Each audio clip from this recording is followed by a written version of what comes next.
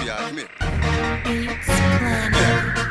outside at the end of this night in a shiny coupe waiting for you.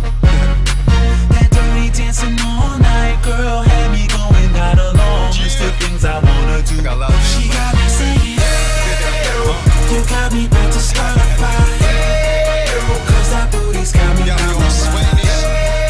Girl, you got me about to start a fire, cause that booty's got me on my mind. So I do remember a time when, hey you guys, welcome to the show. It's your host, Zulu Prince, and I do appreciate you tuning in tonight. We have a very wonderful show for you guys. Everyone tuning in, and I'm just watching to see where you guys are tuning in from. So we're gonna have a wonderful show. Tonight we're talking about people today that have faced adversity, right? People that have faced adversity and have been through some stuff, and these people have been able to overcome against all odds. And that's what we're talking about today. So tonight's show, as always, it's about you, the viewers, you, the callers.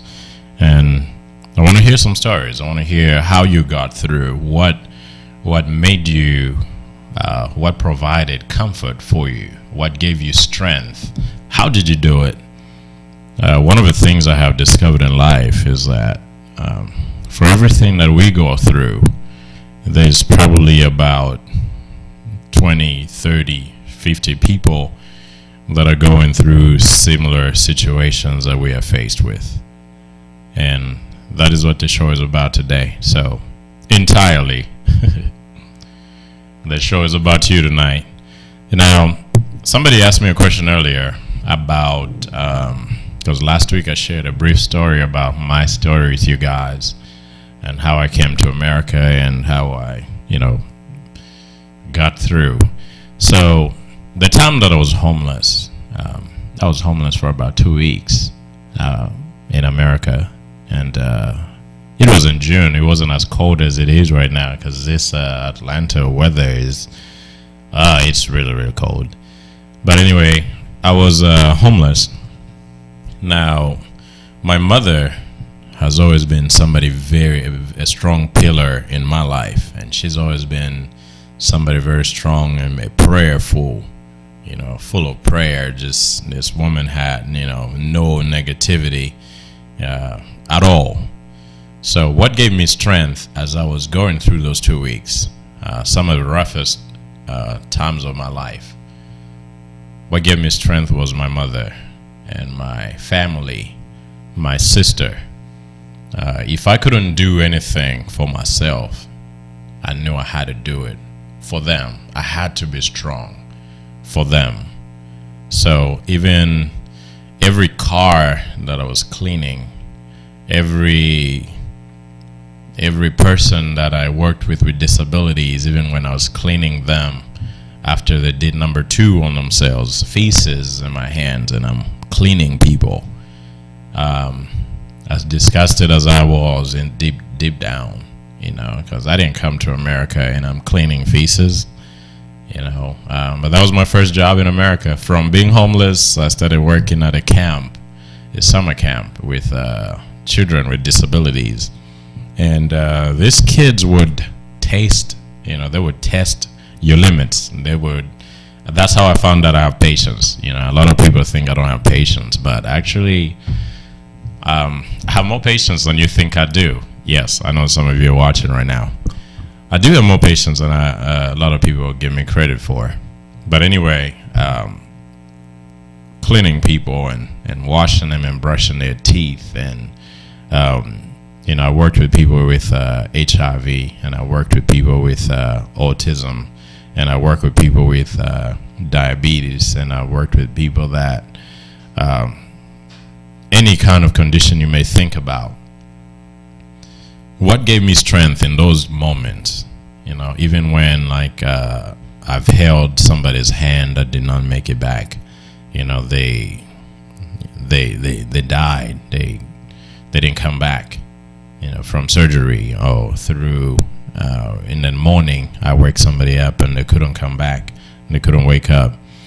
It was those low moments that I thought about my mother. I thought about my sister. I thought about every person that has ever believed in me. Like, okay, what would happen if I decided to quit right now? What would they say? And that's what the topic tonight is. It's about finding strength deep down. Finding strength deep down and just overcoming and being the best version of you that you could ever be. I want to know your source of strength. My source of strength is family and God. And family, God, and just humanity. I believe in humanity, man. I really do. I believe the greatest thing you can ever do in life is to bless or impact another human being, even if it's just one. Now, there's a lot of people out there that are celebrities and they have been able to go on and do great things. Now, you don't have to do all those great things in order to impact humanity. You don't have to be a singer. You don't have to be an actor. You don't have to be a president. You don't have to be a pastor of a mega church. Within your sphere of influence, just within, you could be a dancer, a stripper. Trust me, I know. You could be anything that you want to be. You could be a janitor. As long as you change and impact the life of one person, life is worth living, right? No matter who you are, and no matter what you do, or no matter what your audience is, 30% of the people will love it, 30% of the people will hate it, and 30% will not care at all. Stick with the people who you love and don't spend a single second on the rest. Life will be better that way. Just stick it out.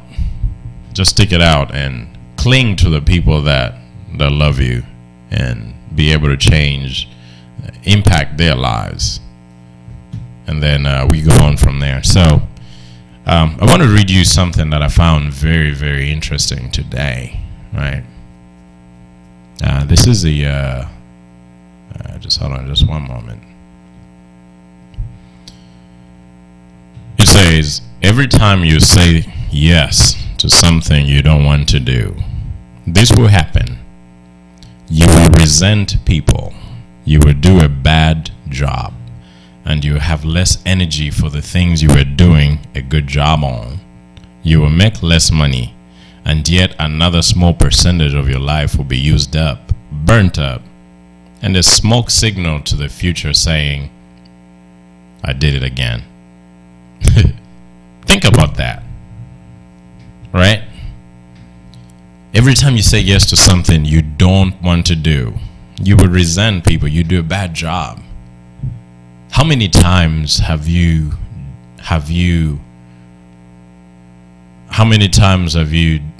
done something you really don't want to do? And how did that impact your life? Did you do it wholeheartedly? I remember there's a time that I was singing in church. Yes, I haven't always been a heathen. I actually used to be singing, and I used to sing in church. I still do. Actually, I still go to church. I'm still looking for a church home now. But there was a time where I was singing in church, like right in the choir and the organ playing and a lot of people gathered around. I was singing because I had the ability to sing, but I wasn't really singing because my heart was in it. So there was that battle in me, that I knew I could do it, right?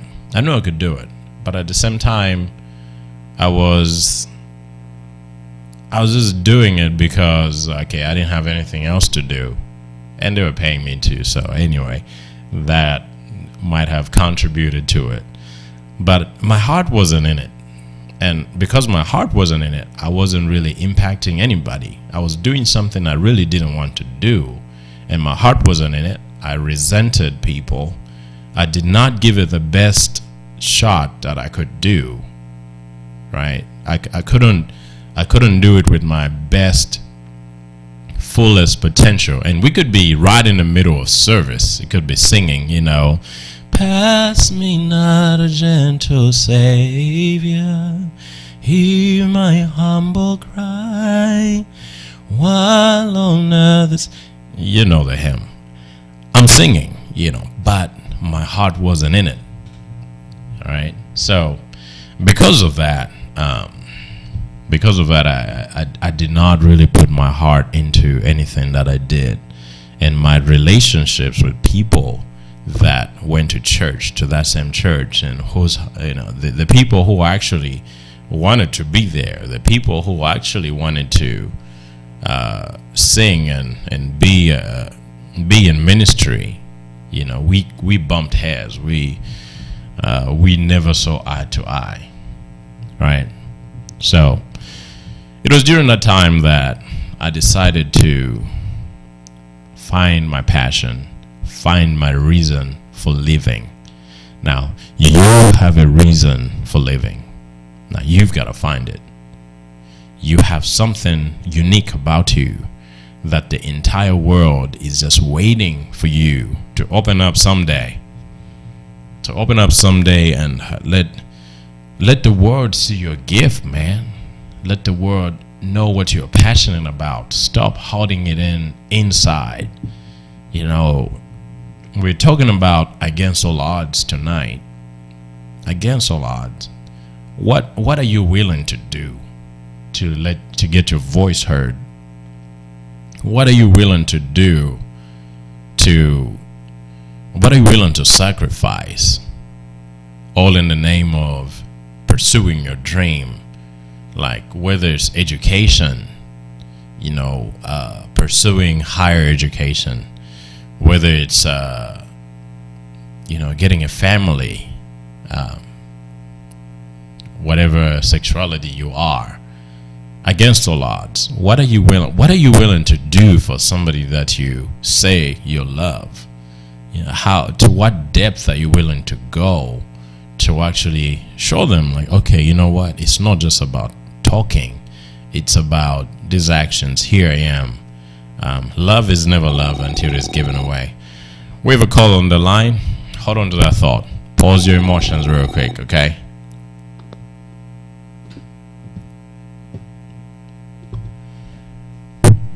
Your versus Zulu show. Who's on the line, please? Hello. Hello? I can't really hear because you sound so far away. I'm kind of far away. Mm-hmm. Can you hear me now? I can hear you now. Oh, you can hear me now. We sound like Verizon right now, right?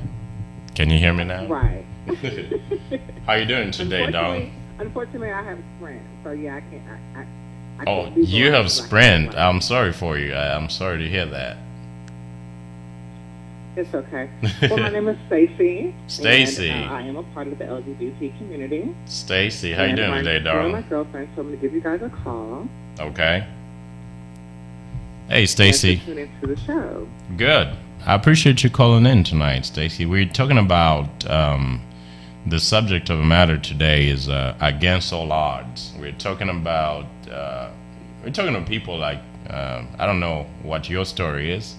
We're talking to people that have faced adversity and they have been able to pursue or do whatever it is that they wanted to do despite the opposition. Because I realize a lot of people in today's world are faced with so much opposition. It could be, you mentioned the LGBTQ community. There's so much opposition in that. I'm recently new in the community. And I'm finding out there's just, even within the community itself, there's some divisions in there too. What's your story, Stacy? Who is Stacy? Well,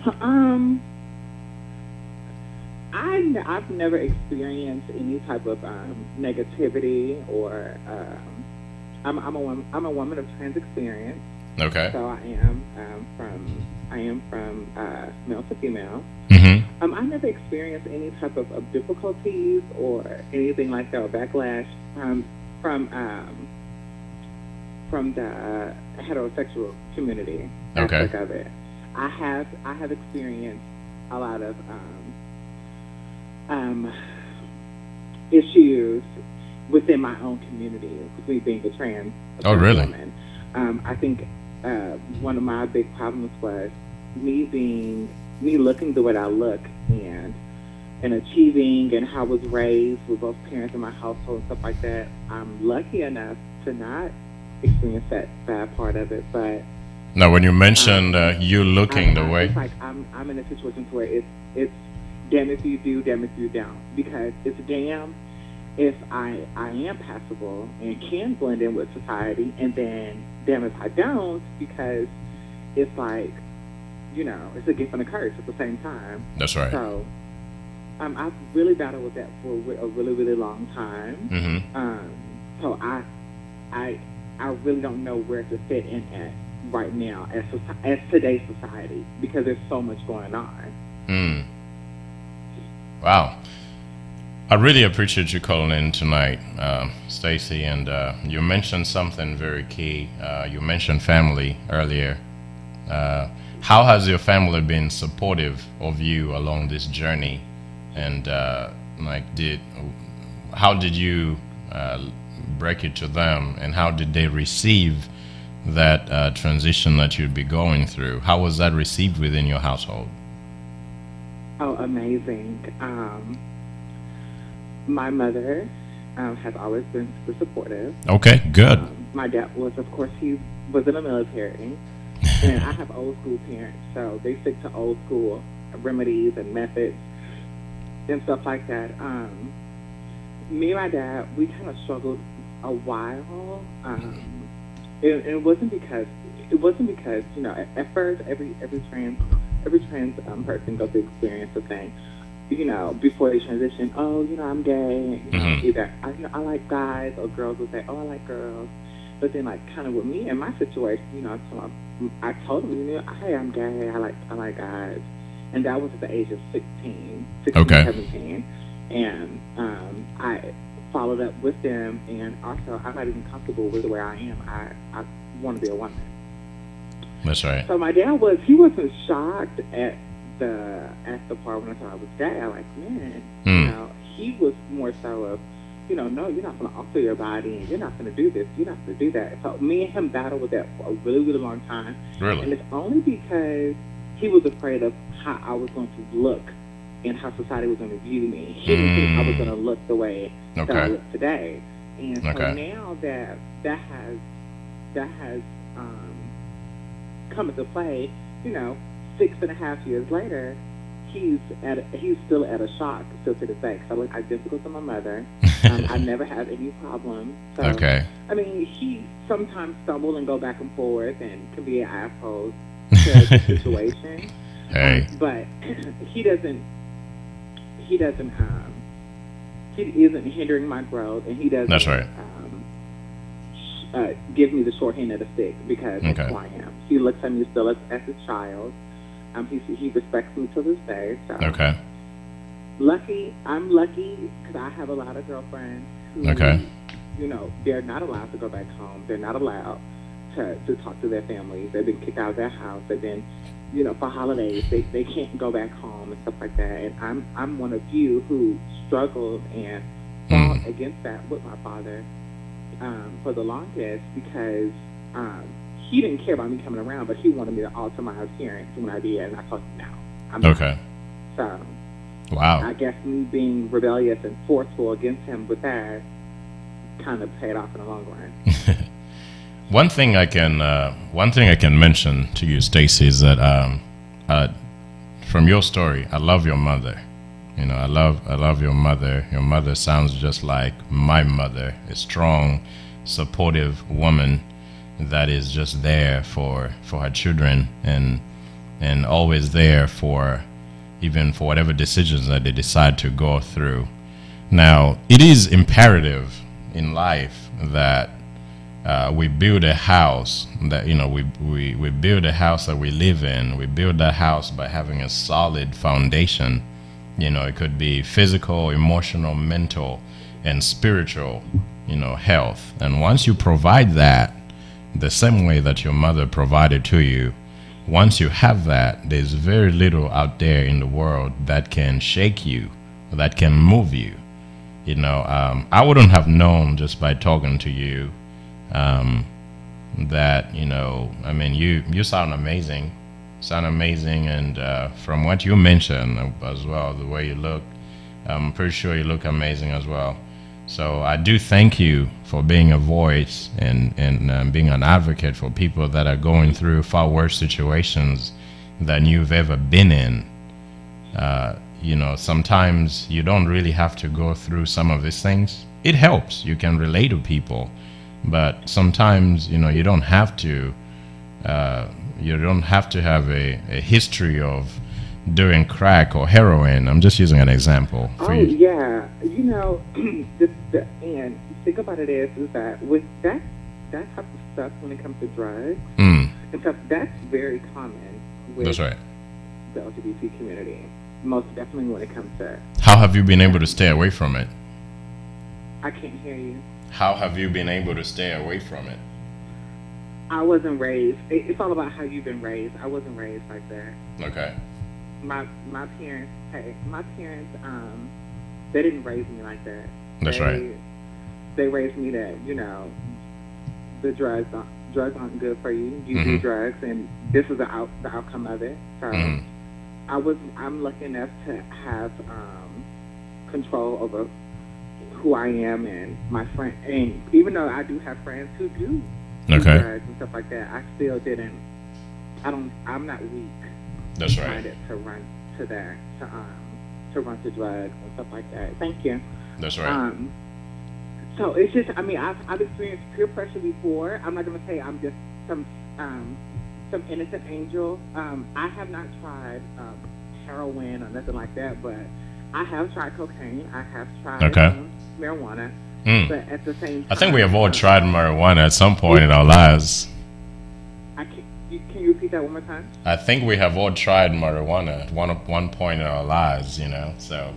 Right, and see, the thing about it is that I've just tried it, and I'm 27, and I've just tried it, so it's not like when people say, "Oh, it's hard to stop," and it's hard. I'm not a fan of smoke. Period. Okay. Even with it being in the air, I don't like to smell it in my hair. I don't like to smell it on me. So I think that's one of the other reasons. So how did you smoke it? There's no way you can avoid it being on your clothes and your hair. How were you smoking? Were you smoking with like a vacuum cleaner? Are you one of those people?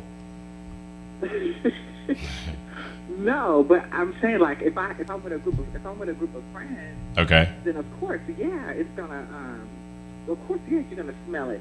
Definitely, when women, when we're hair weave, like that smell isn't hard to get caught up in our hair. It's very easy to get caught up in the hair. But that's right. That's just how it is. And then I also in high school I also played sports. Okay. So smoking I was never really a big fan of anyway. Mm-hmm. Good. So now, for people that you and I share something in common. It's amazing how life works. You find that you could be from different backgrounds. I'm from the motherland. You're from here, I take it. But we still share similar things in terms of the way we were raised. The way we were raised, we still share similar values and the way we were raised and parenting. Now, for people that haven't been fortunate enough to have somebody who is strong in their family, like your mother, what would be your message to people out there that are watching and listening to you that are struggling or going through different things? Like, what would you have? What can you say to them? What I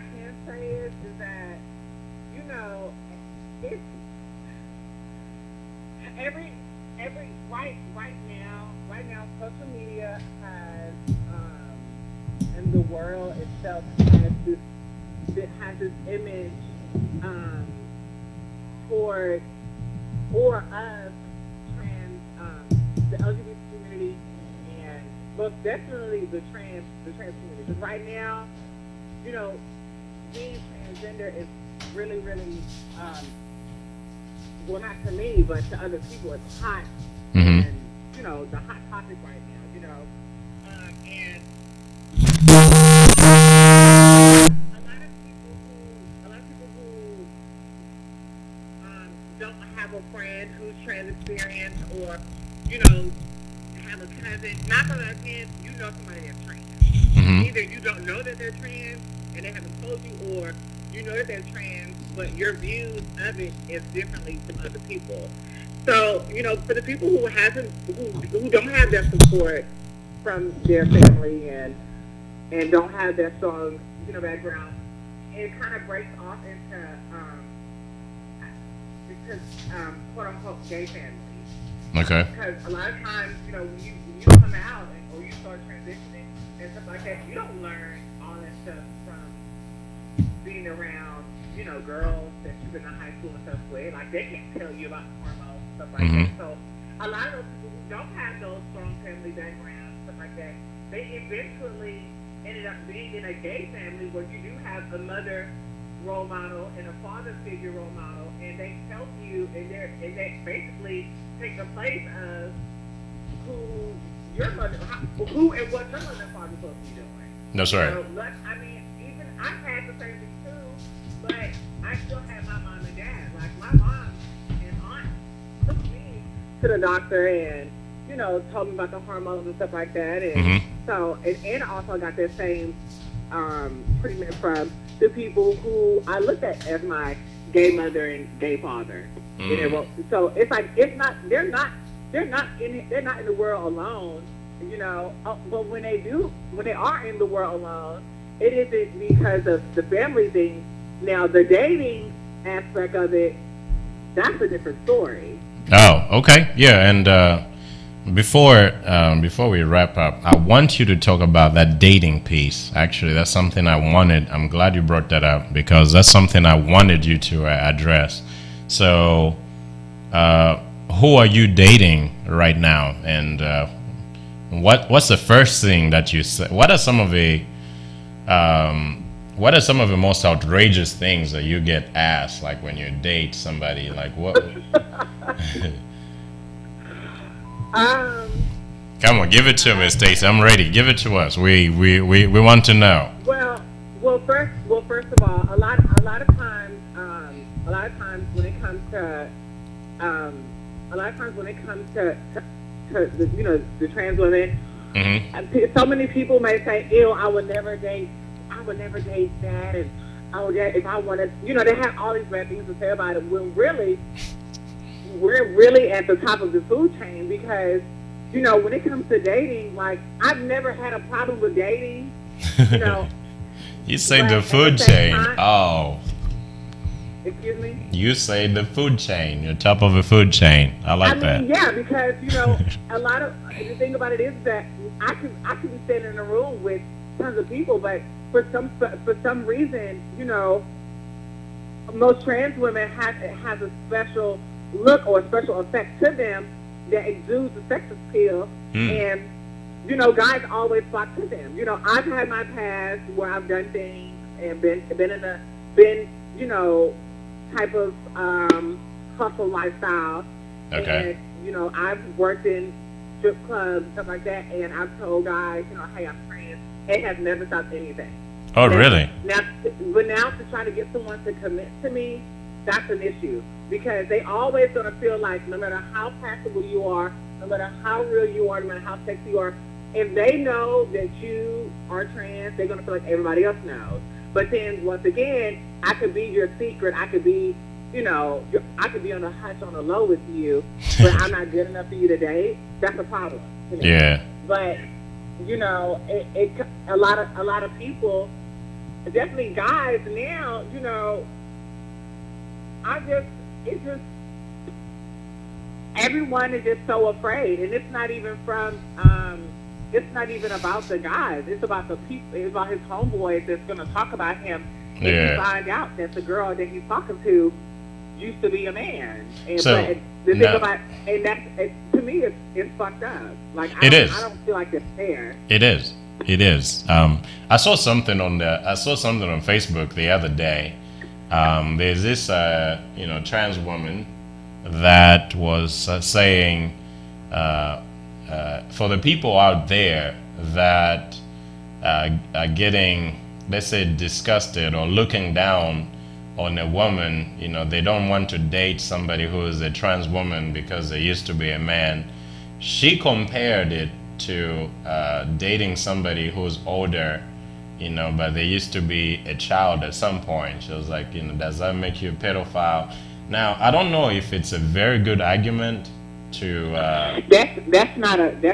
You can't compare. You cannot. You cannot. Now. You can't compare that. Now, what I can say is, you can compare somebody being an ex drug addict. You can compare it to somebody who was a murderer, or you can't even. To be honest with you, I wouldn't even compare it to any of that, because at the end of the day, it's kind of like you can't. If I won't tell you or something, why is it an issue? And everybody says, you should be honest with them and all this other stuff. I mean, are they going to be honest with me and tell me their whole life story and stuff like that? I mean, yeah, okay, I was born, as a man or whatnot, but at the same time, is it fair for me to the parents, even if I do, you know what, we're going to scratch that, even if I do tell them I used to be born a man, my biggest issue is you can't date me, but you can have sex with me. That's a problem. Okay.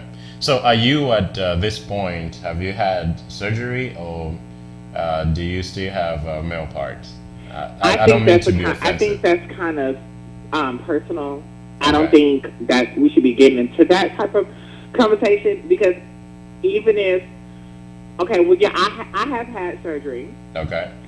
But when I did it didn't stop nothing. Now, I mean, when I do talk to guys and tell them that I'm trans, and then I tell them, well, I've had a sex change, they are upset and they don't want to talk to me. But why do you feel the need to? Her original genitalia. Stacey, why do you feel the need to mention that? Well, because I feel the need to mention it because like I said, I'm very popular in the LGBT community, and I'm very popular in the heterosexual community. Okay. You're going to run across somebody who knows me. And then when you run across somebody who knows me, and then you're gonna experience a hater, because if it's somebody that I'm dating that they probably may have wanted, probably like, well, she used to be a man. And the sad part about it is, a lot of that comes from, cisgendered biological females and gay guys. They are the main ones who always bash and talk down on trans women. I met a handful of girls who are biologically born women who don't do that. That's right. Shout out to one of my coworkers, close friends, Melissa. She didn't know when she met me, and she didn't. I ended up telling her, and she was just in a shock. And it's just because I'd rather be honest with you and tell you, because I don't want us to go somewhere and then I'm meeting somebody and then you feel the need that you want to tell my business or what, my past, and that's right. I end up getting killed or something because this man feel like I'm playing a trick on him, which I'm really not. Because that has happened to me as well. I didn't get killed, but, a guy told me, well, why didn't you tell me? And I'm just like, you knew, because I've told you. You knew. Yeah. Yeah, but you ain't supposed to look like this. That a lot of people have this misconception of, since you used to be a man, you're supposed to look like some type of transformer, some type of creature. That's no, it's just not how I'm supposed to look. I go to work, I go to school, I actually work 2 jobs. I have a family. I'm around my family. I have loving friends. I do everything else that any other female does. What makes me different? What? I used to be a man. Okay, and? Okay. That's awesome. Now, lastly, Stacy, and I'm really inspired. You know, I'm grateful to be talking to you today, and for you sharing your life story. And it's not easy putting your life story out there on display for people. There's millions of people that are watching, that are tuned in. There's people listening in. And you putting your story out there, I really do appreciate you calling in. It's an honor. Now, I know earlier we had and we kind of diverged. What would be your final message to people that, let's say, are not fully informed, or they don't have too much knowledge about transgendered women? What would be your message to them in terms of how they need to perceive, and shout out to Caitlyn Jenner and other people out there that are making a difference and being a voice. Now, you are a voice right now and everywhere that you are. What would be your message to people, that men and women alike, that are kind of ignorant to the transgendered lifestyle?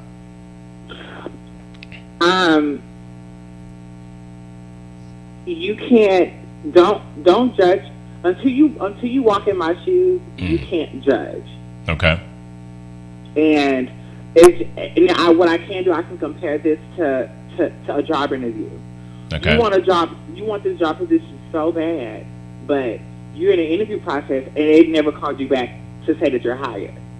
But because you got that person sitting there, they didn't want to give you a fair chance to even get to know you, to even see your job ethic. So how can you prove? How can a person prove their point, prove who they are, prove their job work ethic, when they can't even give you a fair chance? So that's all I'm saying to the world, to the society. You can sit there and say the Bible this, the Bible that, all this other stuff. We was born in sin. We was born in sin, and you telling me I'm going to hell, or you telling me God, that's not right, and you're all this bad negative stuff, you're going to hell as well, because who are you to tell me I'm going to hell? Who are you? Yeah. So my thing is, now I'm judging you for judging me. Just sit back and learn. That's right. And just listen and just observe, because that's all it takes. That's right. That's all it takes. It's for you just to sit back and listen and observe. Give someone a chance. Exactly. Stacy, you're beautiful. You're awesome. You're amazing. You're courageous. You are inspiring. And you are a role model. I really applaud you and your efforts, and for everything that you do, and for calling in tonight. I know it could have been other things that you could have been doing, but you chose to put your life on. You chose to put your life on the line out here, and I really do appreciate you calling in.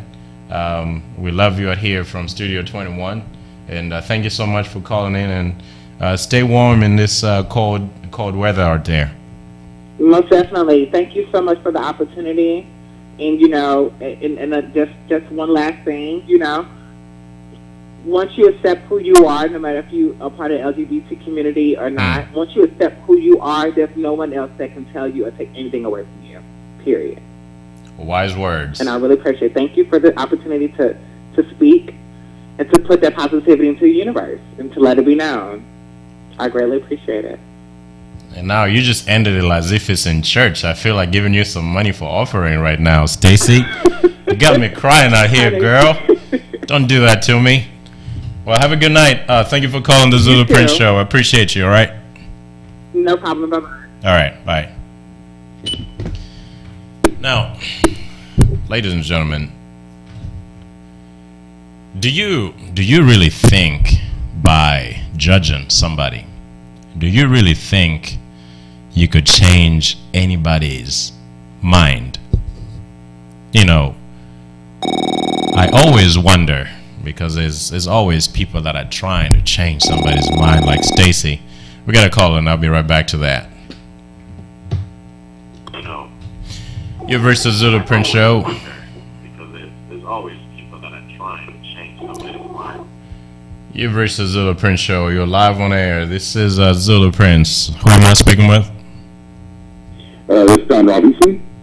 Mr. Robinson, how you doing today? I'm doing good. We actually met this last week. In I do Atlanta, remember Texas. you. I do remember you. From Texas, right? Correct. You called in. Yeah.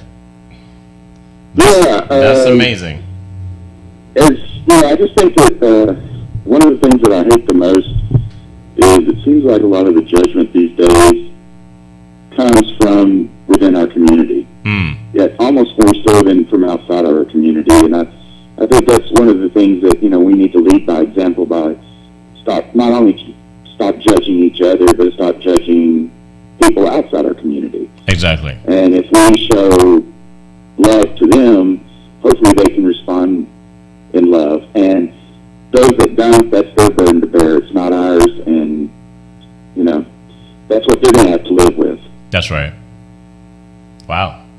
Wise words. Now, what do you, one of the things that amazes me about people, when they try to change somebody's beliefs or try to change somebody else's mind, like, if I'm not hurting anybody, if I'm not occupying space and your space, like what I do in private, why should that matter to you?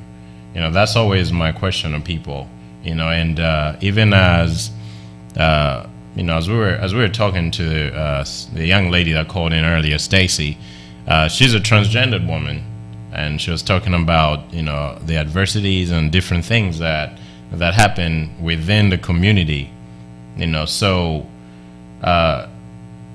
it's awesome that you actually called in and you are still on the same train of thought that she left on. There's so much division in the LGBTQ community, and it's very hard to be taken serious. A house that is divided against itself there's a very slim chance that house will stand, and let alone what are other people gonna say. So in order to be successful anywhere in life, make sure your house is in order first. So there's a lot that is happening, not just in the LGBTQ community, but also in the heterosexual world. There's a lot of divisions in homes and, families, and they are divided. The household is divided. And there's no way anybody else can take you serious. There's no way anyone can respect you if you don't seem to respect yourself and carry yourself with the dignity that you deserve. So I do appreciate your train of thought. Now, tell me, what would be your message to people out there that think different of others, and they are judgmental towards other people's lifestyles? And it could be a place of work. We're talking about against all odds. There's a lot of oppression. There's a lot of opposition out there, but you're free to do the things that you want to do. And I know you're a very successful guy. I know you travel, and you're a very wise man, and you shared with me your story about your illness. I know you're a very successful guy. Now, what would be your message out there to people that are going through some things, that are facing oppression or facing opposition, and they're just trying to live their life the best way that they can? What can you say to them out there? Well, there's a lot of things. I mentor a lot of people, both in business and in personal life. And, one thing, there's a lot of people who always say, if somebody's depressed or down because of the way the world or people are treating them, there's always somebody worse off than you. Go do an act of kindness for them, and it will lift you up and lift your spirits up, because when you're helping, there's no way you can be sad or depressed when you're helping others. So that's one thing about if you're feeling unloved, depressed, oppressed, get out there and do something kind for someone else, and that will always lift you up. And that's just kind of the rule I live. And and as far as a person, I just think it's the golden rule. Do unto others as you would have them do unto you. And so back and even when somebody's being ugly to me, you never know the struggles they're going through. You never know where that person is in their life, what's happening. And so I always, no matter how somebody acts towards me, I always try to return in kindness and love. And you may be able to have an effect on that person's life, and you may be able to pull them out of wherever dark place they are that allowed them to treat you the way they did. Exactly. So I just think everything in life can be solved from helping others and being kind to others and loving and accepting others, even if you don't understand it. Just still respond in everything in love and acceptance and compassion. Exactly. Don, you're an awesome man. I had the privilege of talking with you, and I know where your heart is, and I know the things that you're trying to do in life. There's very few people that that have a mind that you have. You have a beautiful mind. You care about people. You're compassionate. You're somebody who steps outside of their comfort zone and to actually help others. I didn't know you were going to call tonight. I wasn't expecting to talk to you. It's a pleasant surprise, and I'm glad you're tuning in from Texas. Thank you so much for calling in on the Zulu Prince Show.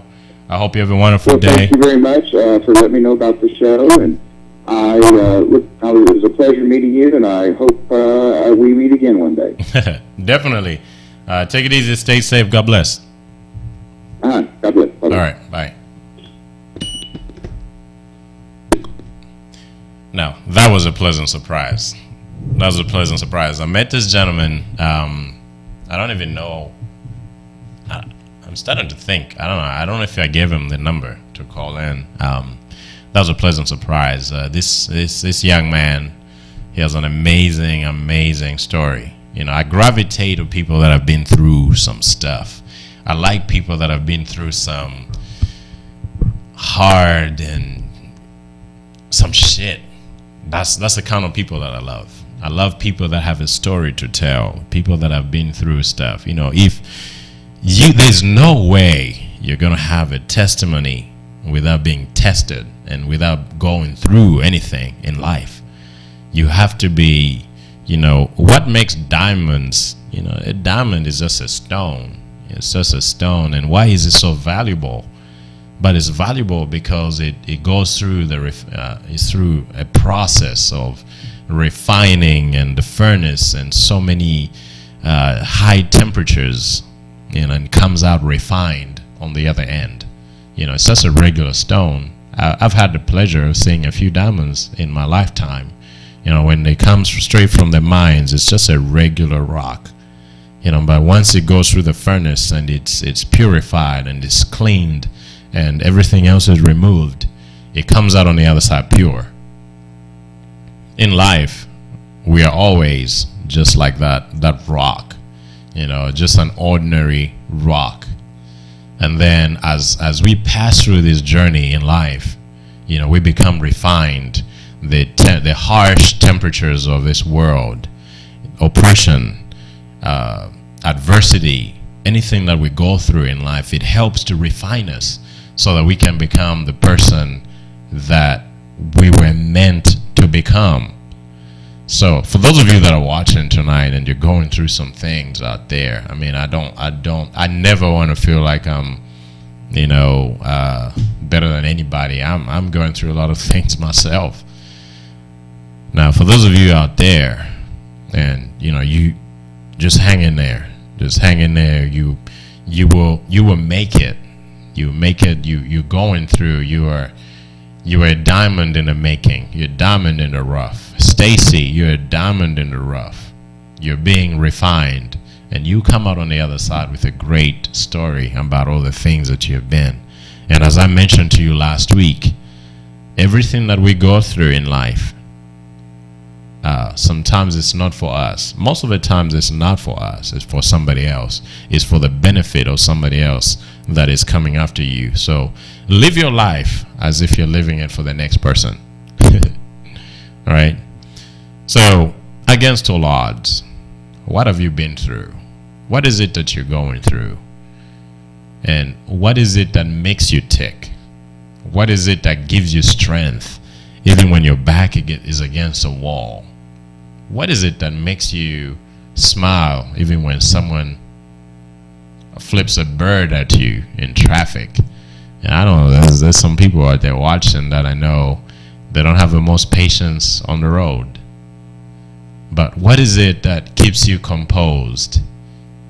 Naturally, when somebody gives me an ugly look, or maybe they don't like the way I sound or the way I look, naturally I sometimes just want to, like, why the hell don't you like me? Why? Is it because of the color of my skin? Why don't, I used to get angry.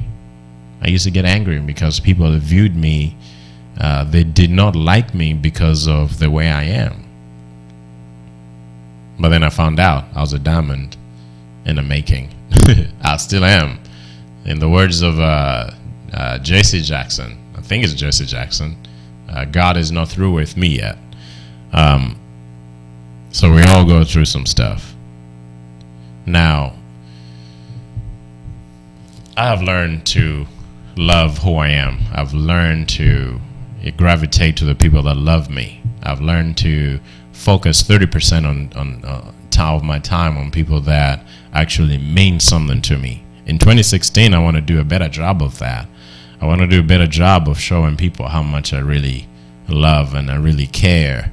I want to do a better job of that.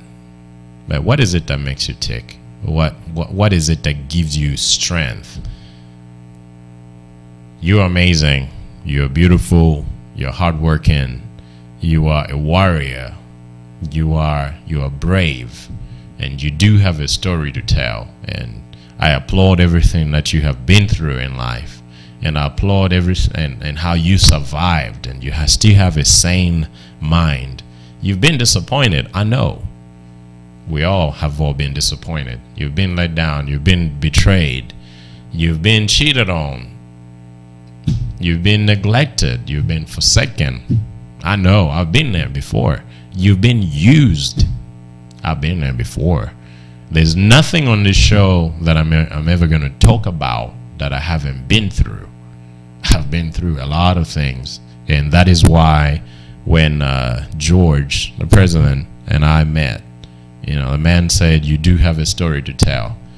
And that's why this show happened. Now, it may have my name on it, but this show is about you. We want to hear your stories. We want to hear how amazing you are. You are the only shot that this world has of learning, of knowing somebody as remarkable as you. And we want to hear from you. You are the superstar on the Zulu Prince Show. And until next week, I want you guys to think about, it could be, you could call in next week. It could be a different topic. And starting next week, we'll have guests on the show. It could be a different topic, but still, I want to hear from you. You can still call in and say, hey, this is about the show last week. This is a story that I have to share with somebody out there. It's never too late to have an impact on somebody's life. So I do appreciate you for tuning in. We love you here from Studio 21. This is Zulu Prince checking in with you. You could have chosen to be anywhere else on this cold Wednesday, Tuesday, whatever day it is today. Whatever day it is today, you've chosen to be live here with me in the studio. And it's just me in the studio. I really appreciate you guys for dialing in. I hope you have a wonderful day. You're beautiful, you're kind, and may every good thing for 2016 be yours. And until next week, from all of us here at the studio, peace. Love you.